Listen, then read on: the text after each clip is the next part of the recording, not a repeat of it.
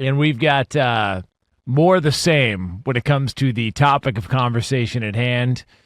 We've got Week 6 in the NFL kicking off later on tonight, which we will discuss. But we've also got the aftermath of a Week 5 firing of a head coach in the NFL by the name of Robert Saleh and the dysfunctional disaster that is the New York Jets. Everybody was wanting to hear from Aaron Rodgers and get his take on just exactly what went down and what his thoughts were. And so Rodgers made an appearance on the Pat McAfee show starring A.J. Hawk yesterday. And here was some snippets of his conversation with Pat, with A.J., about how he felt about the situation and also the dialogue he may or may not have had with Woody Johnson. Yesterday was a day that reminds you of the simple fact that all of us who played know all too well, and that's that it's a tough business.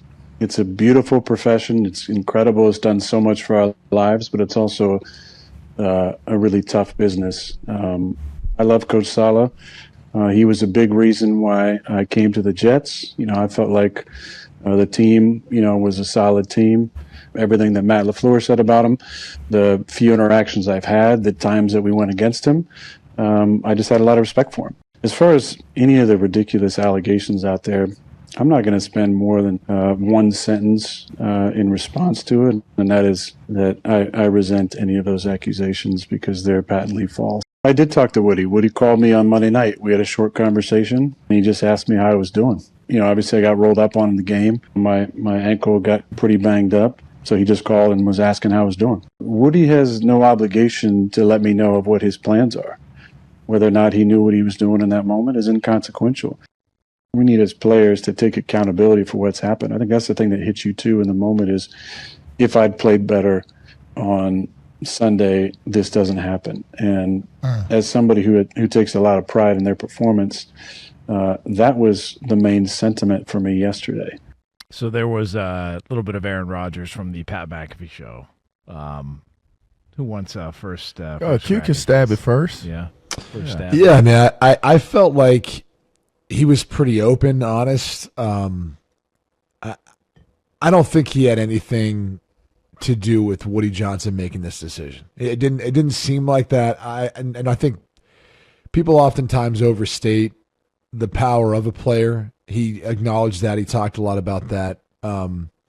Obviously, we're just giving you, 30 seconds of sound bites. If you watch the entire interview, you can tell it seemed like he was caught off guard by it too. It seemed like he felt like he had an adversary there in Robert Saleh, which, if you think about it, there probably was no one who was a bigger advocate for Rodgers being there than Robert Saleh.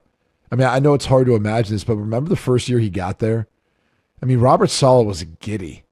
It was almost like over the top, just so excited about the fact they had a quarterback, something that hampered him during his tenure there to that point. Then the injury happens. And then they get into this year. And despite everything else that went on, he still felt like they had a shot because of the quarterback. Now, I don't know if their relationship took a hit or didn't take a hit. All I know is it seemed like he was rather sincere. He talked a lot about Robert as a man, as a family man, about his family, the people who are impacted by this. So, listening to the entire interview, I didn't come away thinking, and look, I think he would have been the type to be open if he was a part of it or say things that you could read between the lines. That wasn't the case here.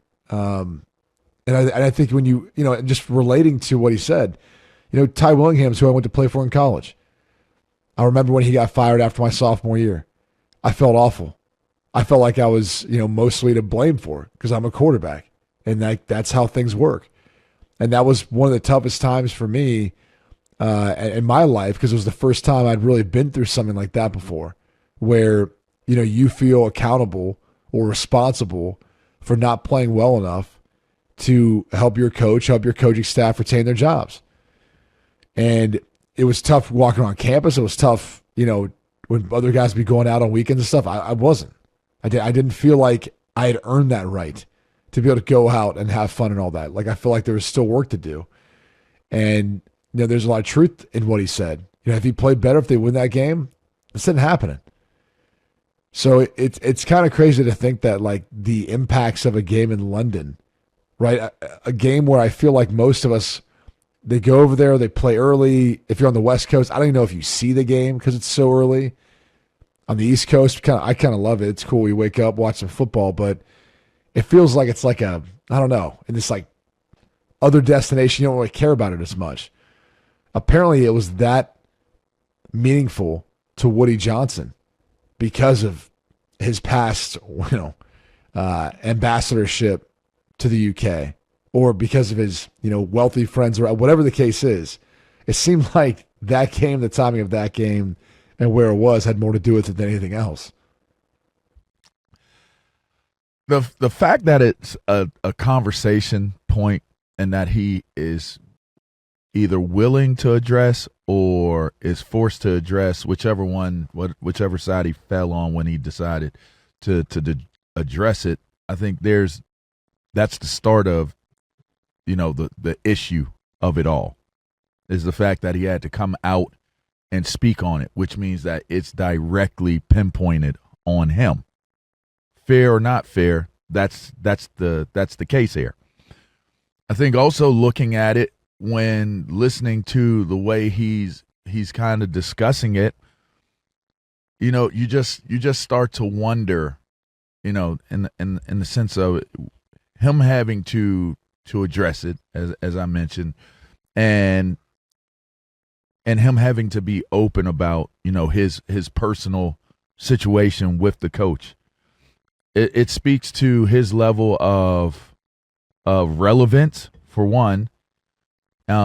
It also speaks to him making sure that he's trying to clear himself of any culpability to the scenario directly being related to him doing it.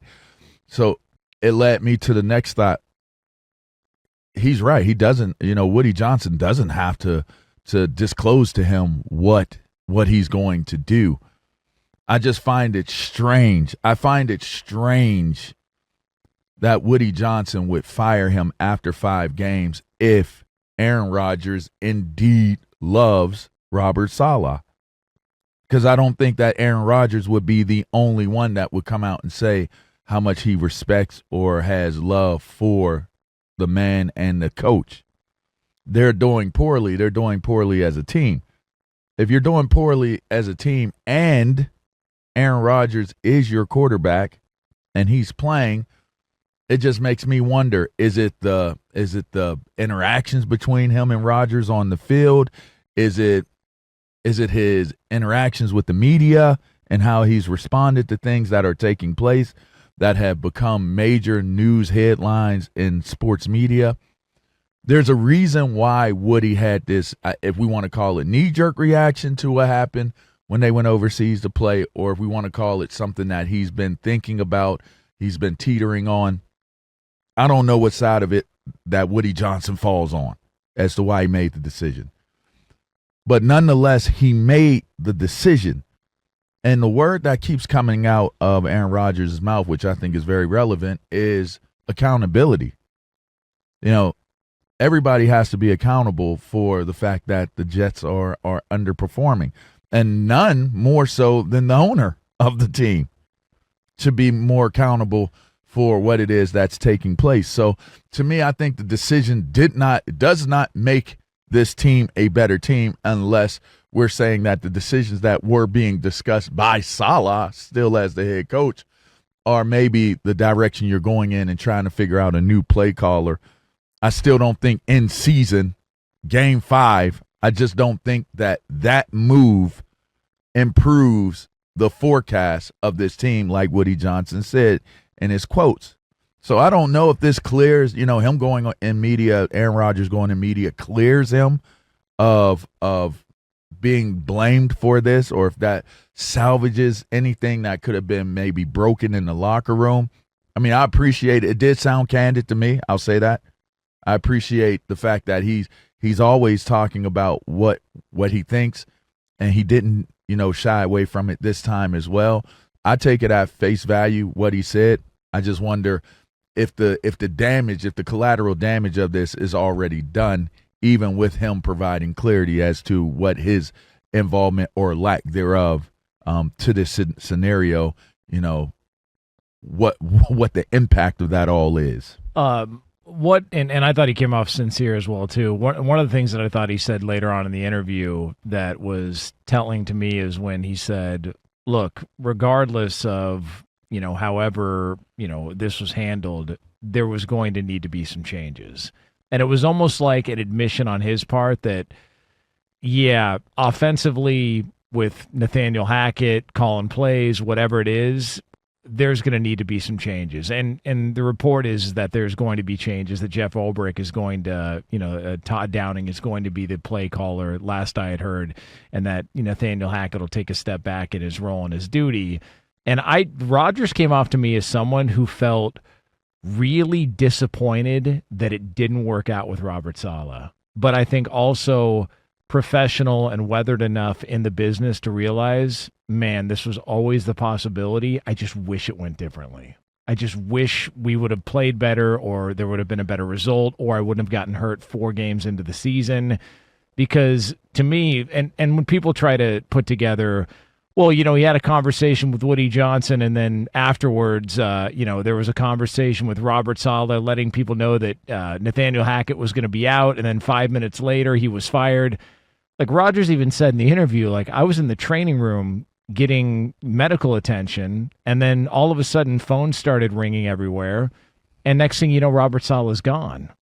I find it hard to believe that he had a meeting with the coaches, announced that Nathaniel Hackett was going to take a step back from play calling duties, and then that's what triggered 5 minutes later Woody Johnson pulling him into the office and canning him. He was already ready to do it. So something happened. He was already walking into it like he's out of here. So, yeah, I looked at it and I thought that Rodgers sounded like a defeated guy because the vision that he had just didn't play out the way he thought it would. No, none of it. I mean, let's just rewind back 2 years ago. And the American flag running out week 1, and then he gets hurt 4 plays into it. I mean, if you really want to go back, if you asked him, hey, what were your thoughts running out of that tunnel at that time? You were probably envisioning Super Bowl, you were envisioning, MVP, whatever else, right? All this success. There's an injury. There's not success. You're a losing football team right now. And your coach gets clipped. This has, to your point, Jonas, this couldn't have gone any worse. I mean, I guess it could. There's still room. But when you really look at it, there is an element of just kind of this, the reality of life outside of Green Bay, which for the longest time he had Mike McCarthy, for 13 years, whatever it was. Then now Matt LaFleur, who's doing a tremendous job there. A lot more stability. That kind of stuff, it didn't really happen to him the same way it's happened to him here. Injuries happen, but not like this. Dude. That's a good point, Q. So it ain't always greener on the other side, man. No, and I think he's seeing the reality. He probably watched Tom go to Tampa and thought, damn, you came up with that this morning, bruh? Yeah.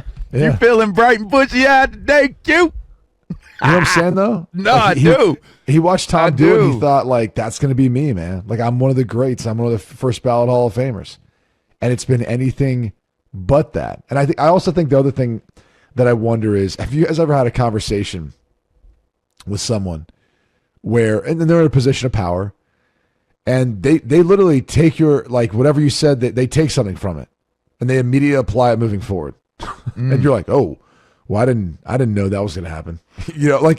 In all seriousness, I wonder if he said some stuff to Woody, and then Woody just acted out. And that's what I was thinking. But it wasn't intentional. Woody reached out, and Woody was like, "Hey, what do you think? Or how do you see this? I what's think that's wrong?" 100% what happened. And then it happened, and he's just like, "Oh, dang!" Yes. I didn't think he would. Which, in a way, it's almost like a betrayal of trust. He still might not be aware of it, of what he may have said or done that might have led to Woody feeling totally that way. Totally in passing, to where Woody says, "Hey, you seemed frustrated on the sideline." Well, I just don't understand what we're doing sometimes, But whatever, we'll get it together. And he took note of that. I think that's 100% what it could be.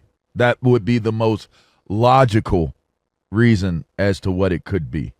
And Rodgers probably feels terrible about it too. He might not be aware of it.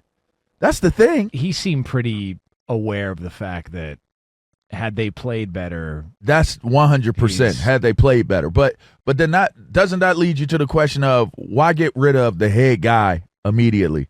He is a defensive-minded coach.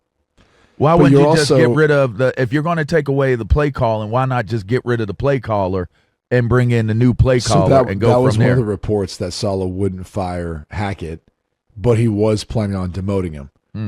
So he was going to bring in Todd Downing. Well, then maybe if that's the report, then maybe that's the reason. What do you mean you're not going to fire him? You guys aren't doing it. They're not firing Hackett either way. I mean, Ulbricht's going to demote him to have Downing call plays. I just wonder.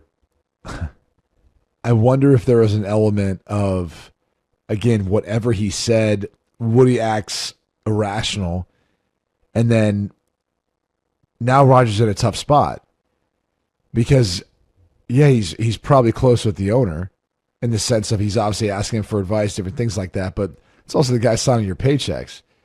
So if this is how he responds, with you having no relationship with the guy who's paying your paycheck. Anybody and everybody will want to have a relationship with the person that's paying their paycheck. But I think what I'm saying is the issue now becomes like he might be looking back on, I got to be careful what I say to him. The optics of it. Yeah. Not optics. No, I got what you're saying. Yeah, I get you. I have to be careful what I say to him. Yeah. Because he might act out irrationally. He might do something like this. Whereas in the past, like again, if you go back to Green Bay, even if he spoke to someone on the board with the Packers, they weren't going to make a decision like this with a snap of their fingers. That's not how the Packers operate. The Jets, when you have a majority owner like this, they can. So he might be even reevaluating how he's looking at his relationship with Woody Johnson or how he's looking at his relationships with everyone else. Where like, I got to be careful what I say. Otherwise, it could get out and go somewhere and it leads to this. And he's like, I had no intention of this, right? Yeah. I mean, during the course of a football season, you go through your ebbs and flows. There might be a week or two where you hate your head coach. There might be 5 weeks where you love him. Same thing for your OC. Same thing for your quarterback coach. You know, players might feel that way about each other. Ever liking my offense?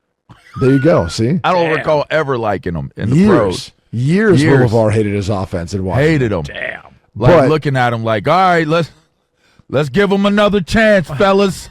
And that stinks because you'd like to be able to have like true that love, balance, yeah. Not even balance, true love, where you're able to love someone despite their inequities, their whatever it is, their abilities, their performance. Yeah, you'd rather be able to like love and fight for them through that, even though it's hard to build that as a team. We did fight for them. God, we didn't have very much hope. Didn't like y'all. There's not a lot of love there either. Didn't like y'all at all. Y'all was boning I wasn't out there. So you're on offense. Somebody posted a picture of your face on the sideline with the Jets and said, "This sure does explain it all." Yeah, I had nothing to do with it, pal. You definitely, I didn't throw a ball right. for you guys. You're right. All I tried to do was make sure a rookie was getting prepared for stuff. So you are right. I blame all of you. I wish I could have played a role one way or another. I blame all of you. But I didn't have anything to do with it. You're right. You people. I still blame you people. Y'all wrong. You're wrong, man. You're wrong, man.